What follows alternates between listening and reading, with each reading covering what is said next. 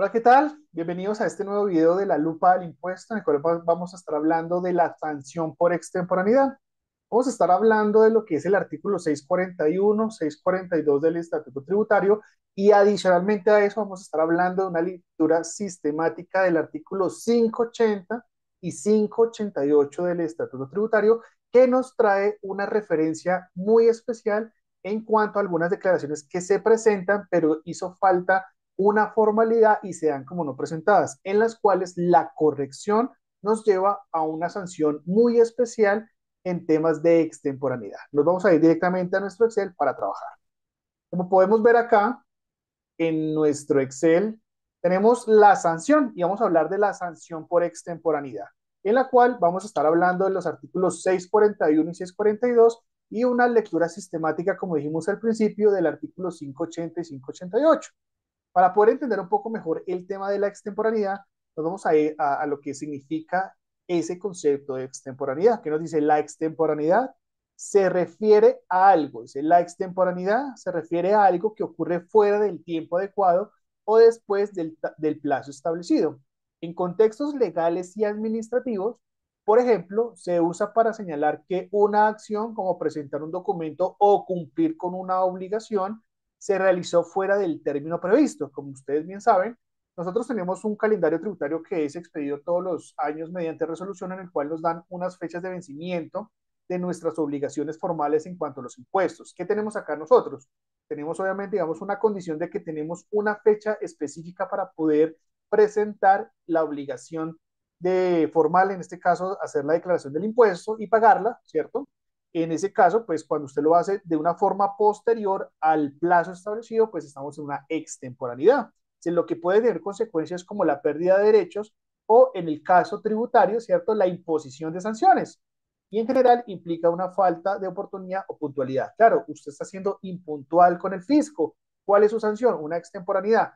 ¿Cómo se encuentra sancionado esto en el Estatuto Tributario? Entonces, el artículo 641 nos dice a nosotros que se va a implementar una imposición de sanción por cada mes o fracción de mes calendario de retardo.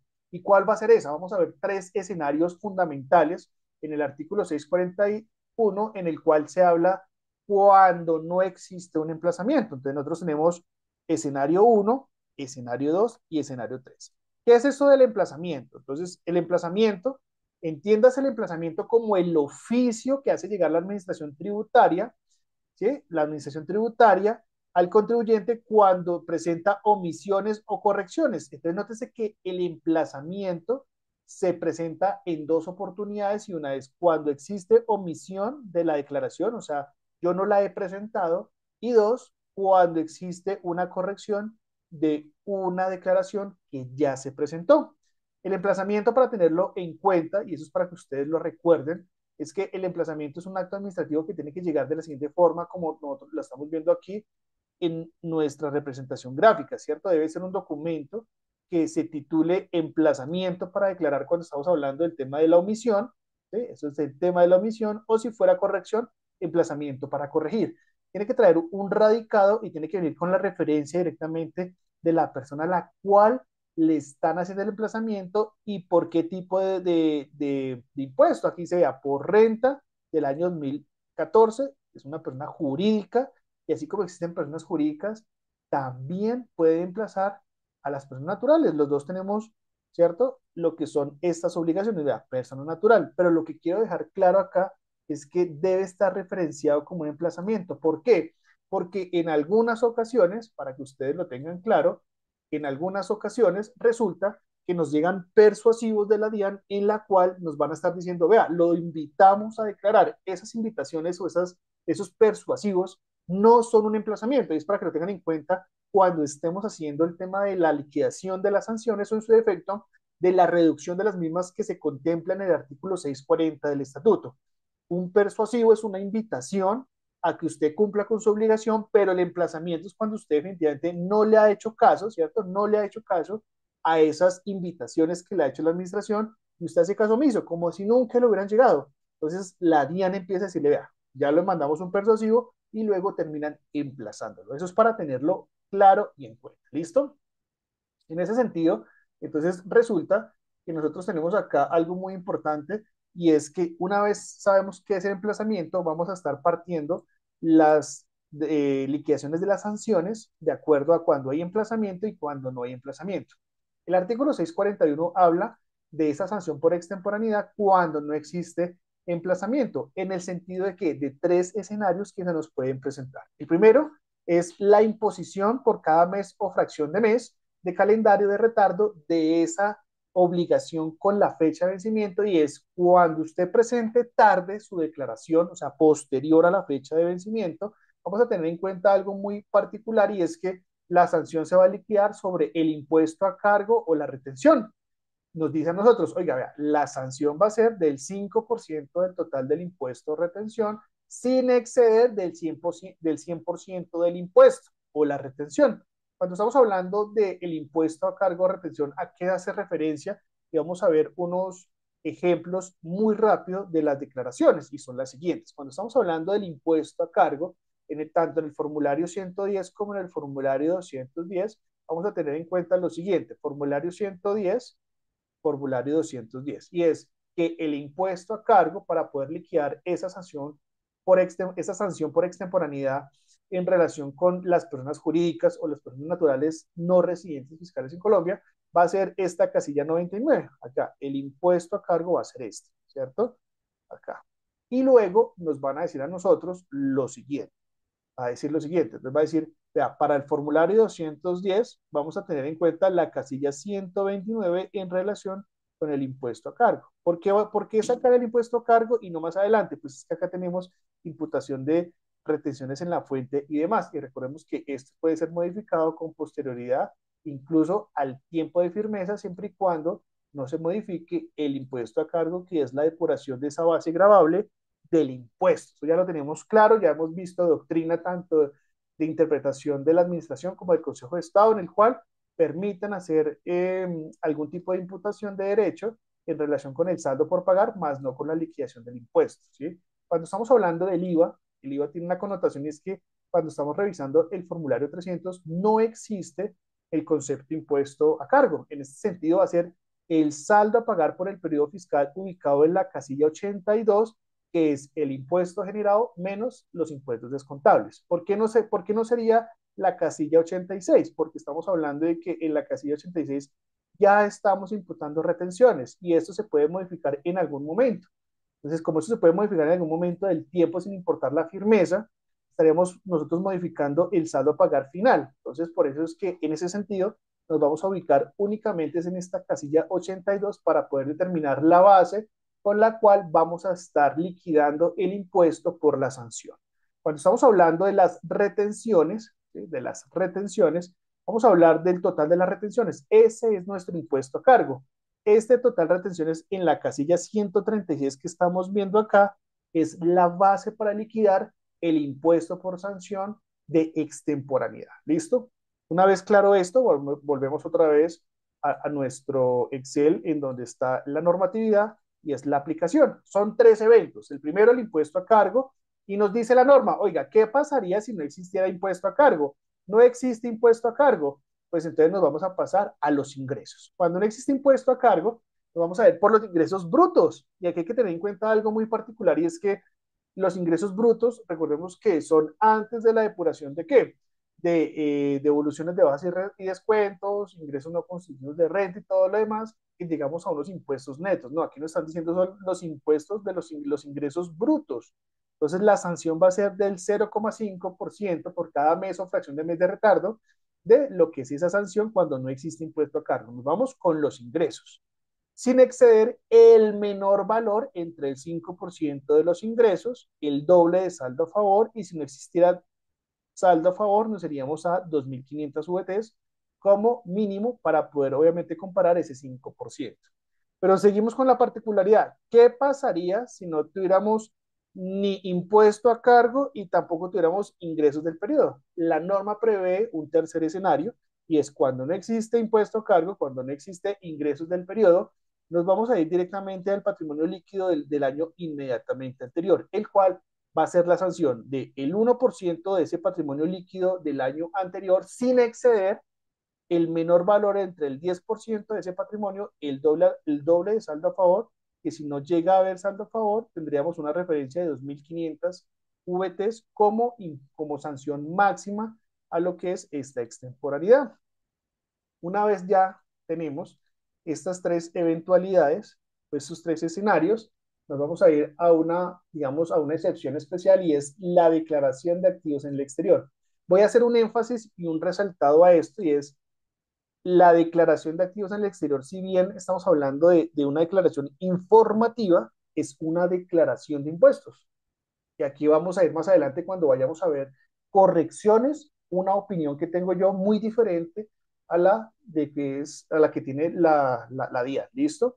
Entonces, en la declaración de impuestos al exterior, se dice que la sanción va a ser del 0,5 del total de los activos poseídos en el exterior sin que supere el 10% de esos activos en el exterior. A pesar de que es un tema informativo, se puede estar liquidando sanción por extemporaneidad por no presentarla y efectivamente tendremos que estarla pagando. Y de hecho, incluso cuando nos vamos a revisar el formulario de la declaración de activos en el exterior, dice sanción por extemporaneidad, para que lo tengamos en cuenta. ¿Listo? Algo que vamos a ver más adelante. Tenemos acá entonces, ya sabemos que los tres eventos de lo que es el impuesto a cargo, los ingresos del periodo o el patrimonio son las tres formas de liquidar. ¿Qué pasaría si no existiera ninguna de esas tres y tuviéramos una obligación de declarar? Pues no habría sanción, ¿cierto? Al no tener base para sanción, nunca va a haber sanción. Esto en el sentido de que por alguna razón se creó una persona jurídica y pues la crearon con un patrimonio X, se les olvidó, digamos, en el año 2023 se crea la compañía con un patrimonio de 5 millones de pesos, nunca se activó, nunca entraron en funcionamiento, pero igual tienen que presentar la declaración de renta, es una formalidad, ¿cierto?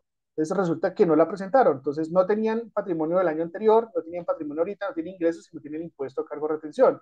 Si fueran a hacer el cumplimiento de esto, no habría sanción, no habría una base para liquidar una sanción, caso que obviamente, digamos, entraría en una excepción bastante especial, y es que normalmente la administración tributaria cuando ven ese tipo de eventualidades ni siquiera requieren a las personas porque no tienen de dónde agarrarse, ¿cierto? En el tema del ejemplo de los meses o fracción de mes, es lo que nos vamos a centrar ahorita, y es lo siguiente, dice, tenemos acá fecha de vencimiento y fecha de presentación extemporánea. Entonces, algo que tenemos que tener en cuenta es que para que exista extemporaneidad es porque estoy presentando en una fecha posterior a la del vencimiento. Vamos a suponer acá que nuestra fecha de vencimiento era el 5 de mayo y vamos a presentar el 22 de octubre. ¿Qué sucede acá entonces? Pues vamos a hacer lo siguiente para poderlo entender. Nosotros vemos acá una fecha, que es la fecha de vencimiento y la fecha de presentación. Vamos a mirar cuáles son los meses transcurridos. Yo normalmente utilizo esta fórmula que me parece que es bastante sencilla, ¿cierto? La fórmula que vamos a ver a continuación para mí es un poco sencilla y es el tema, digamos, de tomar lo que es la fórmula de días, que toma la referencia de días corrientes en el año, y vamos a tomar fecha inicial hasta la fecha final de presentación dividido en 30 y con la fórmula de redondear más, que normalmente lleva la fracción al siguiente nivel. ¿Sí? Cuando son decimales, lo lleva al siguiente nivel. Entonces, si fuera 5,4, lo lleva a 6, independientemente que no cruce el 0,5, que sí lo llevaría al 6, ¿cierto? Entonces, en ese sentido, fíjense que yo utilizo esta fórmula que me parece muy sencilla. Hay personas que utilizan un poquito, digamos, más avanzadas las fórmulas y utilizan una variable sí. Entonces, si la fecha de vencimiento, la fecha de presentación es menor o igual a la fecha de vencimiento, pues obviamente no va a pasar nada, de lo contrario, vamos a redondear punto más de la fecha inicial con la fecha final de presentación dividido en 30. Lo que hacen es una variable, pero pues digamos que es como lo mismo a lo que acabamos de ver anteriormente, pero son dos fórmulas muy válidas que nos van a dar a nosotros el tiempo transcurrido de los 6 meses. ¿Cómo yo puedo verificar que esto sea verdad? ¿Cierto? ¿Qué va a pasar entonces ahora? Pues vamos a hacer como la forma pedagógica o dinámica de qué pasaría, digamos, si lo hiciéramos uno por uno. Entonces nosotros tenemos del 6 de mayo al 5 de junio, un mes. Del 6 de junio al 5 de julio, 2 meses. Del 6 de julio al 5 de agosto, 3 meses. Del 6 de agosto al 5 de septiembre, 4 meses. Del 6 de septiembre al 5 de octubre, 5 meses. Y resulta que del 6 de octubre al 12 de octubre tenemos 17 días. Esto se cuenta como un mes. Entonces serían 5 meses y 17 días. No, son 6 meses porque esta fracción de mes se cuenta como un mes. Por eso a nosotros nos está dando 6 meses el tiempo transcurrido en la extemporaneidad. ¿Listo? Una vez tenemos el tiempo de extemporaneidad y sabemos cuál es la base con la que nosotros vamos a determinar la sanción, pues vamos a ir a nuestro ejemplo. Y es algo muy sencillo. Dice, contribuyente, persona jurídica, tenía vencimiento de su declaración del impuesto de renta el 5 de mayo. No la presentó, se le olvidó y luego de un barrido de obligaciones se da cuenta la persona que no había presentado su declaración de renta y decide por voluntad propia presentarla. O sea, no le ha llegado requerimiento de la DIAN, ni siquiera una invitación, sino él se da cuenta, ¿sí? Y la presenta el 22 de octubre antes de que la administración lo empiece a molestar, o sea, lo requiera. La forma correcta es decir, lo requiera, pero nosotros empezamos a decir antes de que nos empiecen a molestar. Si bien sabemos que la fecha de vencimiento es el 5 de mayo y la fecha de presentación el 22 de octubre, ya tenemos en cuenta que el tiempo transcurrido son los 6 meses. Cuando tenemos un impuesto a cargo, que ya sabemos de dónde sale de acuerdo a la declaración, vamos a tener en cuenta entonces la sanción. ¿Cómo la calculamos? Fórmula sencilla de multiplicación. El valor del impuesto a cargo por el 5% por cada mes de fracción de mes, que son 6 meses de extemporaneidad. Nos va a dar una sanción de 1.896.000. Así es como se va a determinar el valor de esta sanción. Yo sé que muchos de ustedes van a decir, vea, pero esto se puede reducir. Claro, se puede hacer una reducción de la sanción de acuerdo con la aplicación del artículo 640, cosa que vamos a ver más adelante en relación con otro video que se va a llamar reducción de las sanciones. Al igual, hago la aclaración y hago un paréntesis y es lo siguiente.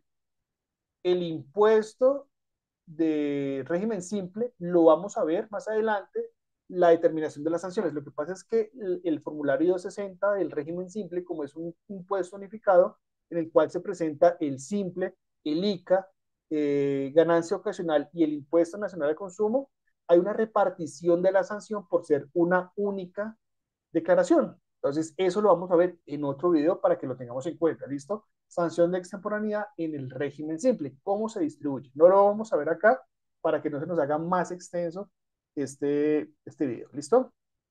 Ya aclarado eso, nos iríamos con el segundo escenario. No hay impuesto a cargo, no hay un impuesto a cargo, o sea, esto no existe, ¿cierto? No existe. Entonces, ¿qué nos toca? Con los ingresos brutos. Entonces, los ingresos brutos nos da a nosotros un ejemplo que son 59 millones. Vamos a tomar la sanción que sería el 1% por cada mes o fracción de mes, ¿sí? En donde vamos a ver esta fórmula de la siguiente forma, es valor de los ingresos por el 0,5 por el tiempo transcurrido. ¿Cuánto nos da? 1.707.000. ¿Cómo los vamos a determinar? El límite. El 5% de estos ingresos son 2.950.000. No tiene saldo a favor y la limitante de las 2.500 es 124.498.000, por lo cual la menor entre las tres es esta y ese es el límite, lo que quiere decir que nuestro impuesto se va a ser este que estamos viendo acá, 1.770.000. Y ahora con el tercer escenario es algo muy sencillo ya. Pues no tenemos, ¿cierto? No tenemos impuesto a cargo, no tenemos ingresos brutos, pero resulta que nos toca a nosotros liquidar con patrimonio líquido. Entonces vamos y miramos la declaración, la última declaración presentada el año inmediatamente anterior, en la cual podemos ver que hay un patrimonio líquido de 64 millones de pesos. A esto le vamos a aplicar la fórmula y es el 1% por cada mes o fracción de mes de transcurrido esa extemporaneidad que nos dan los 6 meses. Tendríamos entonces un impuesto de 3.840.000, lo vamos a comparar efectivamente con lo que son los límites, que sería el 10% de este impuesto, no tiene saldos a favor, por lo cual no podemos comparar el doble de saldo a favor y tenemos las 2.500 VTs. Entonces, nuestra sanción va a ser de 3.840. Así se determina de una forma sencilla la sanción por extemporaneidad, determinando el tiempo transcurrido de la extemporaneidad, en la cual obviamente nos demoramos en presentar, y tomando las bases de las cuales nos habla el artículo 641 del Estatuto Tributario. ¿Qué tenemos ahora nosotros? Cuando existe el emplazamiento. Entonces, el artículo 642 ya nos habla a nosotros de la sanción va a ser de esta forma, pero cuando exista emplazamiento, se nos va a subir el nivel. Ya sabemos que el emplazamiento tiene que llegar, obviamente, con un acto administrativo, con el nombre emplazamiento, no es un persuasivo, eso no es un emplazamiento, y lo vamos a tener como referencia. Entonces, ¿existe imposición? Sí. ¿Por emplazamiento? Claro que sí, y se van a manejar los mismos tres escenarios. con la única condición y es que tanto la sanción como el límite se va a duplicar, porque ya la DIAN se cansó de decirle a usted, venga, de una forma muy amable lo invitamos a que usted haga su declaración o presente su declaración del impuesto. Ah, no lo quiso hacer, me tocó emplazarlo, me tocó obligarlo mediante un acto administrativo. Listo, entonces se me sube ya, del 5 al 10, del 100 al 200, del 0,5 al 1 a del 5% del total de los ingresos brutos al 10, 4 veces de saldo a favor o 5.000 VTs. Entonces, de que se nos aumenta a nosotros la sanción y el límite. Entonces, ya no es el 1% del patrimonio líquido, ahora es el 2%. Ya el límite ya no es el 10, ahora es el 20%. Ya no son el doble de saldo a favor, sino 4 veces de saldo a favor. Y ya no son las 2.500 VT, sino 5.000. Entonces, se nos empieza a aumentar, se nos duplica tanto la sanción como el límite de la sanción. Esto, pues, porque obviamente ya dieron un tiempo muy favorable para que usted presentara la declaración de impuestos a la que obviamente está usted obligado. Caso curioso con el de activos del exterior, como es una declaración informativa, cuando hay emplazamientos sí se duplica la sanción, pero no se duplica el límite. Dice que el límite sigue siendo el 10%. En este caso yo creería que de alguna forma se equivocaron y dejaron solamente el 10, pero debería ser el 20, ¿cierto? Sin embargo, como la norma no lo contempla, sigue siendo el 10 y esa es su límite, o ese es su límite. Entonces, fíjense que muchas personas dicen, yo espero que me emplacen porque al final el límite va a ser lo mismo, a ese 1% por cada mes o fracción de mes. ¿Listo? Ya teniendo en cuenta, claro, cómo se determina lo que es esa sanción cuando hay emplazamiento, nos vamos al ejemplo. Es el mismo ejemplo, ¿sí? Del 641. Entonces, el contribuyente tenía vencimiento el 5 de mayo, no la presentó, se dio cuenta y la presenta de forma extemporánea el 22 de octubre. Entonces, antes de que la administración lo requiera. Entonces, la fecha de vencimiento es la misma, la fecha de presentación el 22 de octubre, seguimos hablando de los tiempos transcurridos de extemporaneidad de los 6 meses y aquí comenzamos a duplicar lo que es nuestra sanción. Ya no es el 5 sino el 10. Aquí ya no es el 0,5 en los ingresos, sino va a ser el 1%. Entonces acá nuestra sanción se duplica. ¿Sí? En ese sentido, pues obviamente 2 veces el 200% de este valor de impuesto a cargo sería 12.640.000, pero pues la sanción está muy por debajo. Los ingresos brutos, la sanción sería entonces 3.540, donde vamos a determinar que el valor de los ingresos por el 1% por el tiempo transcurrido de extemporaneidad, se nos aumenta ese límite, pero pues no lo sobrepasamos, ¿cierto? Y cuando no existe ni impuesto a cargo ni ingresos brutos, pues nos vamos con patrimonio líquido, donde la sanción va a ser el 2% del valor del patrimonio líquido por el tiempo transcurrido de extemporaneidad. De esa forma, entonces, nosotros ya determinamos lo que son las sanciones por extemporaneidad, ya sea sin emplazamiento o con emplazamiento. Y acá es donde se nos viene ya algo muy importante para tener en cuenta, y es los artículos 580 y 588. Esto es una lectura sistemática de los artículos en los cuales vamos a estar hablando de algo muy importante y es una aplicación de una norma especial. ¿A qué se refiere esa norma especial? El artículo 588 del Estatuto Tributario, ese que tenemos acá, nos habla a nosotros de el tiempo de corrección de las declaraciones, corrección de las declaraciones cuando existen una disminución del saldo a favor o un aumento del valor a pagar. Esto lo vimos en Firmezas, por allá en un video que se llama Firmezas en la lupa al impuesto, en el cual tenemos 3 años para poder hacer este tipo de corrección. ¿Con qué tipo de corrección? Cuando disminuimos el saldo a favor o cuando aumentamos el valor a pagar. Entonces, fíjese algo muy curioso y es que presentamos la declaración de forma oportuna, pero nos dimos cuenta que nos hizo falta una formalidad. Y aquí es donde venimos con la lectura sistemática del 588. Tanto el 588 nos va a mostrar algo y es un tema conjunto en relación con un tema de liquidación de sanción por extemporaneidad. ¿Y cuál es esa novedad o particularidad? Resulta que el parágrafo 2 del artículo 588 del Estatuto Tributario nos dice a nosotros, dice, las inconsistencias, aquí, las inconsistencias